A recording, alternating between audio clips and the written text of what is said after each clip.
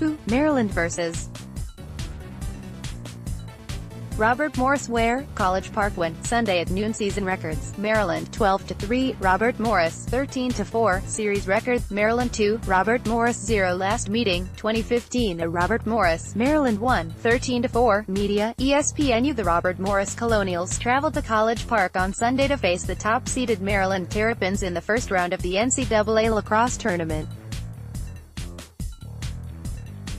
Robert Morris enters the game after defeating Canisius 12-6 in the play-in game on Wednesday.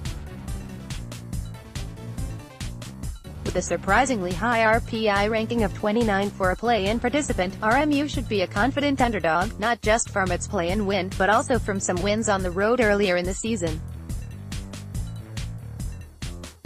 The Colonials scored a 9-1 road record this season, including wins at Penn State and Marquette. Their sole road loss came against Rutgers. RMU has the top-rated adjusted defense in the country, an active and aggressive unit led by Zachary Bryant. 6'5" Canadian leads the team with 36 caused turnovers. For comparison, Curtis Corley leads the Terps with just 12 caused turnovers. The other starting defensemen, 6'6" Maryland native Will Ewing and Zach Christensen, can also force turnovers and get out on fast breaks. They hold opponents to 22% shooting, with just 55% of shots being on goal. They allow a meager 7.7 goals per game, despite being outshot on the year. Given their aggressive style, they're susceptible to ball movement, with 61% of opponent goals coming off of assists. Getting beat away from the goal in early slides result in wide-open shots. They do, however, have a stingy man-down unit that has only given up 11 goals on 49 penalties, a 22% success rate for opponents. In goal, Robert Morris has some question marks heading into Sunday's game. Alex Heger, a junior from Indiana, sports a sterling 60% save percentage while facing more than 34 shots per game. Heger, however, did not play against Canisius during the play-in game on Wednesday due to an injury. Sophomore Chris Reynolds made the start and collected 6 saves against 6 goals. The Colonials have not disclosed who will start against the Terps. Heger is integral to RMU's success based on the style of play RMU employs. As noted in my previous IMS posts, RMU likes to scoot. On lost face-offs, the Colonials will shut off opposing attackmen and allow the Fogo a free run to the goal for a shot. When Heger makes stops, which he does more often than not, he'll immediately throw outlet passes to streaking players for fast breaks back the other way. Robert Morris will jump into zones for the same reason. They're designed to yield 12-yard and out shots, which are typically low-danger attempts. On a shot, RMU will release players upfield and Heger will again throw outlet passes for fast breaks. When they do play man-to-man, they press way out, try to shut off adjacent players to deter easy passes, switch picks and screens to hedge hard on ball carriers and slide very early on opposing players who are threatening. Their entire game plan focuses on pushing pace, like Brown 2 years ago in its Final Four run, and like Uva does under Lars Tiffany. It's tourney time. See everyone tomorrow at noon as we take on Robert Morris in the NCAA first round. Attackman Jimmy Perkins, a diminutive redshirt junior, has 54 points on the year with 28 of those coming on assists. According to Analytics Lacrosse, Perkins is more of a threat to feed than Dodger finish. Perkins' attack running mate, Matt Schmidt, it is the finisher from Perkins. Schmidt is bigger and more of a threat to shoot from outside. RMU features some Canadian finishers, midfielder Tyson Gibson and attackman Ryan Smith being their best. Both can manufacture offense through dodging.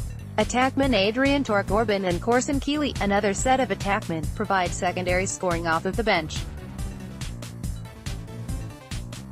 Perhaps all of the Canadian firepower explains RMU's 40% man-up success rate. While that percentage doesn't come near Maryland's, which is second in the nation, RMU has a good extra man offense. What's the next big story at Maryland? Before you finish reading, take 5 seconds now to sign up for our free Terps newsletter. We'll deliver the latest big news to you. RMU's offense is based on its defense with so many fast breaks. Their metrics show how successful this approach has been. They shoot 34.5% based off of 65% of their shots being on goal. They move the ball well and quickly on fast breaks, which often leads to layups at the crease.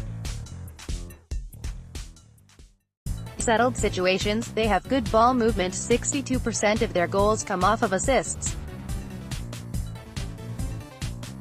With so many Canadians featured in their offense, it shouldn't be surprising that they run a lot of two-man, pick-and-roll games.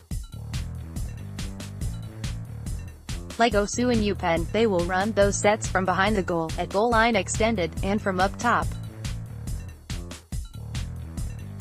They also initiate a lot of the offense from behind, starting with isolation dodges that draw slides and lead to layups or 10-yard step-down shots from the wings. They have a couple of real wing bangers, they're Canadians, that can hammer the ball with time and room. Maryland also needs off-ball awareness. Not only will RMU run a lot of interior picks and screens, think PSU, their wing shooters will shoot the ball from any spot if their hands are free. Often, RMU will begin with the ball at X, and simply throw the ball to a wing player, as if they intend to transfer the ball to an adjacent midfielder. Instead, that wing player will shoot the ball to surprise a goalie. While RMU is prone to turnovers playing at the pace they play, their opponents commit more turnovers. Against the most efficient offense in the nation, however, RMU's turnover issues could prove costly. As a team, RMU tends to start fast and build leads into halftime, extend those leads through strong third quarters, and then coast to victories. They outscore opponents by 49 goals in the first and third quarters. As possessions become more important in the NCAA tournament, Maryland will have some advantages. The Terps will have a decided advantage at the Fogo. RMU's Trey Arnold wins just 44% of his draw. Similarly, RMU's turnover issues will give Maryland more possessions. The more possessions Maryland accumulates, assuming Maryland doesn't turn the ball over and continues to shoot as efficiently as they have all season, the more goals Maryland will score. Maryland also has their greatest advantage in the game because of their coach. Since Coach Tillman arrived in 2011, he has a 6-1 record in first-round NCAA tournament game. His only first-round loss occurred in a 2013, 16-8 home drubbing against Cornell. Of course, like death and taxes, a constant in life is Tillman-coached teams winning quarterfinal games, where he's 6-0 since taking over the Terps in 2011. So this first game against RMU will literally key the Terps' hopeful run to Memorial Day for the 7th time in 8 years.